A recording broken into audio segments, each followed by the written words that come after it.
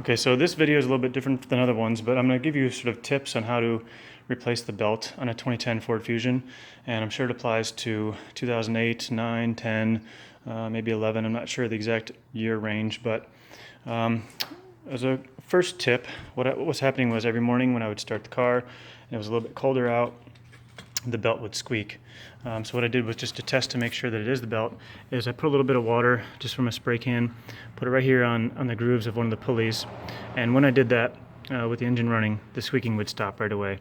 But if you put some water on there, the squeaking continues, then it's probably going to be a pulley or a bearing or a pulley. But like again, I said, I put some water right here with the engine running, and the squeaking went away. So I knew it was the belt. This is the new belt on here. I've already put it on there.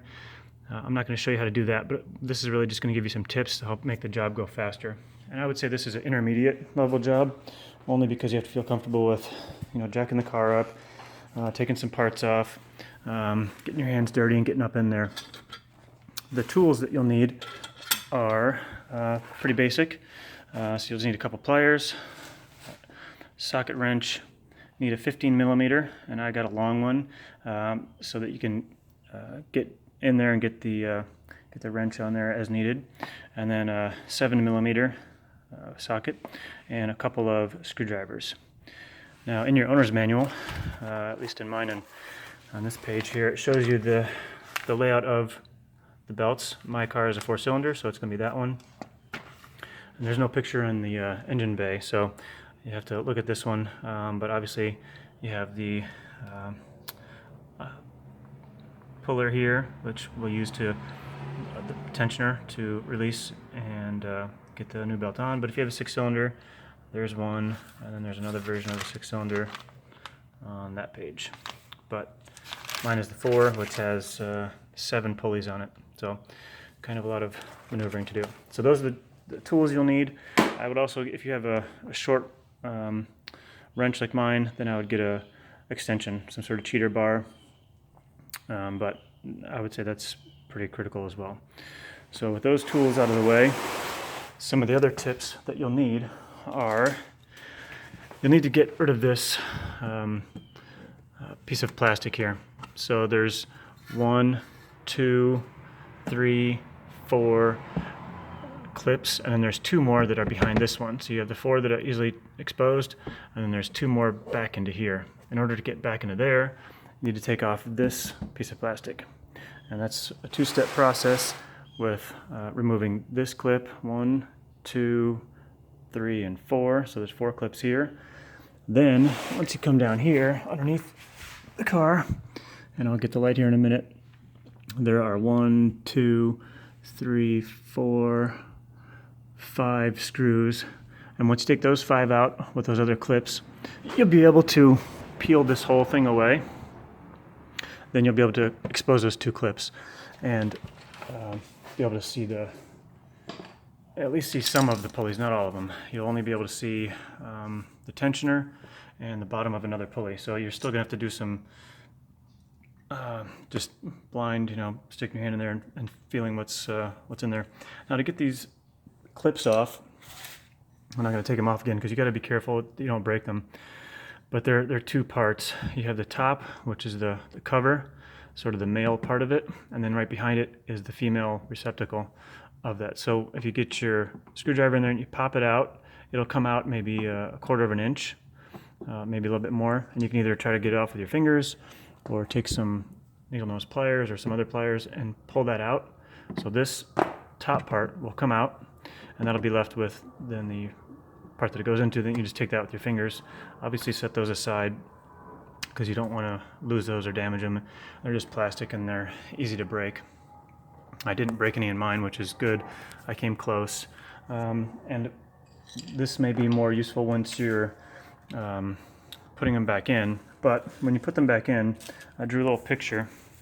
And so this part here is that part here that I'm talking about. So you take out the screwdriver, it'll come out a little bit, be able to grab it.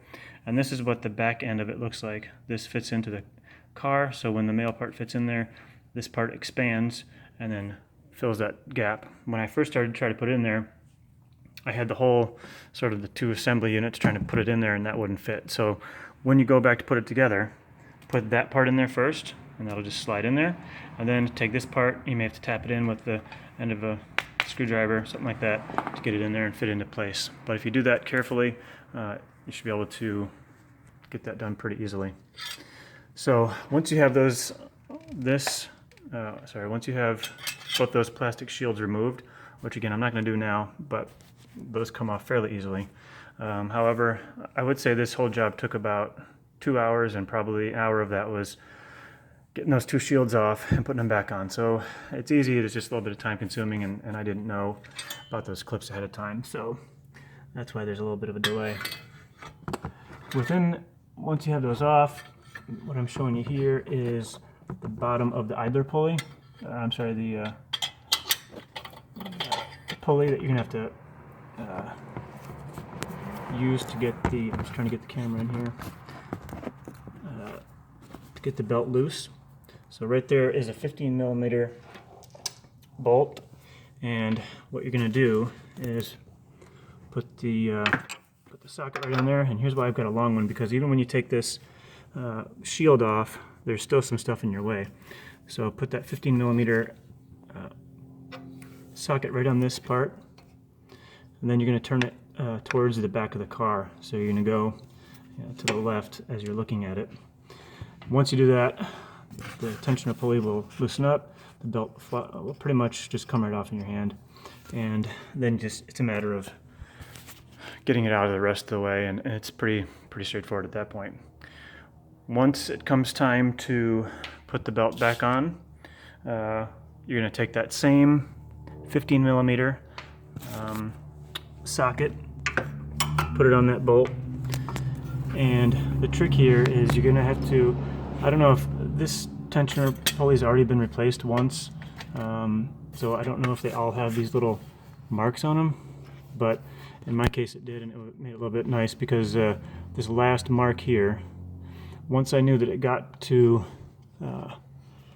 this mark, I knew that was as far as it was going to go. So you don't have to keep wrenching it and possibly breaking it. So once you've pushed this up, this mark will come all the way down to here, and it'll tell you that's as far as you can go. So in order to get that to happen, you're going to have to use your wrench, and that's where the cheater bar comes in handy. And what I was able to do actually was position the bar just well enough that I could let me get the lighting here. I was able to get the cheater bar to rest right here at full tension. So I didn't have to use my hand, I just used my hand to get the tensioner, get my wrench all the way, and jammed it right into there. And then it held it in place at its full extension with that last mark on the bar there to match it up to. And what that allowed me to do was free up my hands to actually get the belt in there. So if you can get that in there, that will save you a lot of time and trouble, because then it frees up your other hand. So you've got pushing this all the way up here till that last mark reaches here. With your cheater bar, jam it right into here, this little keyway here. Once that's done, either pulley will be fully, the least amount of tension on it. Then you'll be able to put the belt in there. So when you put the belt in there, I started up at the top. I just put it on the first pulley that I could see, which is this one, and then wrapped it around there, and just you're not gonna be able to see very well, because even with those two plastic shields off, you're still just sort of flying blind. But you can feel your way, making sure that it's on each one of the pulleys nice and straight. And again, that's where that diagram of the pulleys will come in handy, just so you can double check while you're doing it. When you do take these shields off, again, be careful with those plastic clips. And the other part of the plastic shield is these screws, which is why you'll need the 7 millimeter socket here to get these screws off. And I'm just underneath the car here, so you can have this one, this one, this one, this one, and that one. And if you live in the north, which this car was in the north for a while, it's possible that you get some corrosion, and they easily to round them out. So just be careful when you actually get down here that you don't round these off, because that's a pain. But once you have this off, this is just sort of the bottom piece of the bigger shield. The belts and everything will be right here, so you'll be able to see it. You spend most of your time pretty much right here underneath the wheel, looking up. And the belt that I got was about $35 at AutoZone. This is the old belt that I put back in there, but $35, and came with a 3-year warranty.